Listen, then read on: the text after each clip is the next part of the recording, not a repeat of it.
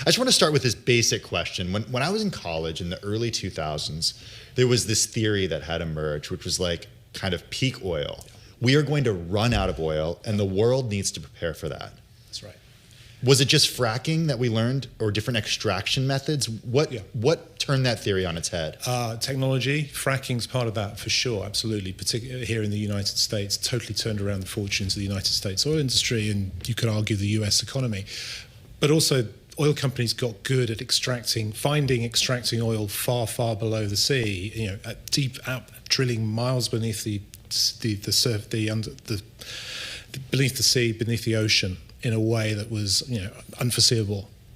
So we no longer talk about peak oil production. It's not a thing. We talk about peak demand maybe, but that's some way off as well. We talked about that briefly during the pandemic. Both are growing right now. All right. So what does that mean that, prices are already down in terms of oil prices this year. Do they continue to go down? That's the consensus. I mean, getting into the price prediction game is a bit tricky, and I never want to go there. But look, when you look at where we are at the moment right now, I think Brent is around $60 a barrel. It began the year around 80.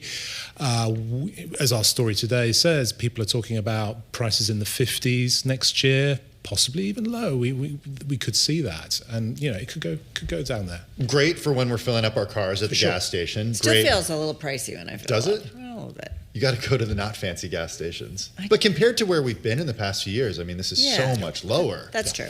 So it puts more money in consumers' pockets. That's stimulative to the economy. But we were speaking with Michael McKee a little earlier, and he made the point that it also. But the challenge, though, is what it does for drillers and what it does for oil exploration in an economy where the president politically wants to drill, baby, drill. Yeah, he was backed by the oil industry in his election campaign pretty heavily, pretty prominently. They want to have greater freedom to drill where they want, when they want, without regulation, too much regulation in their argument. And there's a wall of oil coming to the market, but it's not just coming from the United States, it's coming from OPEC as well. And that's a bit of a problem for companies here in the US. Now, they've got a lot more efficient, particularly here again in the United States, since the pandemic, since the nadir of the market. When you remember, we had negative prices at one stage, we had people going bankrupt. They've done a very good job of getting their costs right down, producing more from each well. So their break-even costs have gone down. But when you're talking about prices in the 50s, you're not far off break-even prices for a lot of producers here in the US. And there are some producers on the high-cost side who are going to struggle. Okay, so what are break-even prices? Like, what is the cost of extraction? It's a great question. It's always really difficult to answer. But if you're looking at the Permian Basin down in Texas and New Mexico, which is the biggest oil patch in the United States, probably around somewhere like $40 to $50 on average. For the Exxons and Chevrons of the world, they can live with prices below $50. Mm-hmm. Once you start to get to $40 and below, even they are going to have to make some tough decisions. So, one of the things I think about a lot is what oil has done in making power brokers in the world, geopolitically or just economically. I was looking at, I think, Bloomberg says U.S., Saudi Arabia, and Russia are, I think, the top producers in terms of oil. Canada and Iraq are also significant producers. But I do wonder, with this oversupply, how does that change the dynamics of that power structure?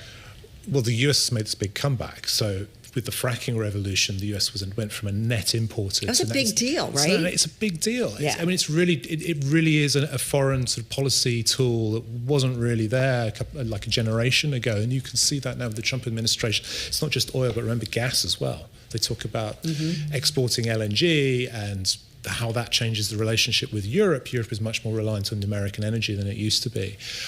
So it's a positive for the United States. Look, Saudi Arabia is the power that it is because it's the next biggest oil producer.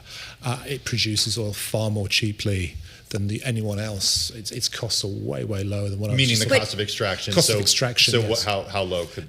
They're I mean, that's a closely guarded secret, but smarter people than me estimate that it's in the single digits. Wow. Well, and the IMF says they effectively, Saudi Arabia needs a crude prices close to $90 a barrel. That's the issue, yeah. Right? And it's nearing its highest ever annual level of debt issuance this year. I mean, this is a change of fortunes. They produce oil very profitably, and yet fiscally they're in a bit of a sticky situation. They're having to issue, I think, a record amount of debt this year to make things work for them. But where does OPEC Plus come into this? Because OPEC Plus could tighten the spigot a little bit.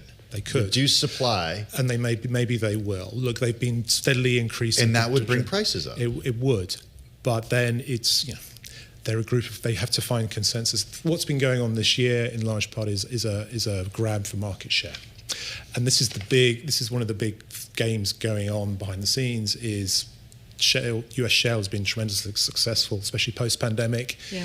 They've steadily expanded, not in a reckless way, I think, compared to previous cycles. But as OPEC had pulled back, the US shale had got more of the world's share, a bigger share of global supply. And the Saudis wanted to take back some of that share. That's what they've been doing. They have all this idle capacity. They wanted to get it back.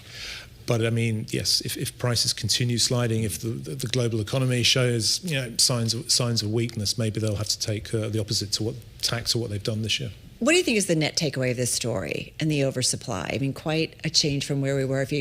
I grew up in the 70s, and I remember, the license plates, odd evens, and who could go to the gas station. So I'm just wondering the net takeaway of what this all means. There is plenty of supply, and look, the outlook for prices next year are pretty bearish, and it's going to take something truly extraordinary to change that. And you can never rule out price shocks, because what did we see in 2022? We saw a major war, Russia-Ukraine, and that changed things completely overnight, and prices went above $100 a barrel.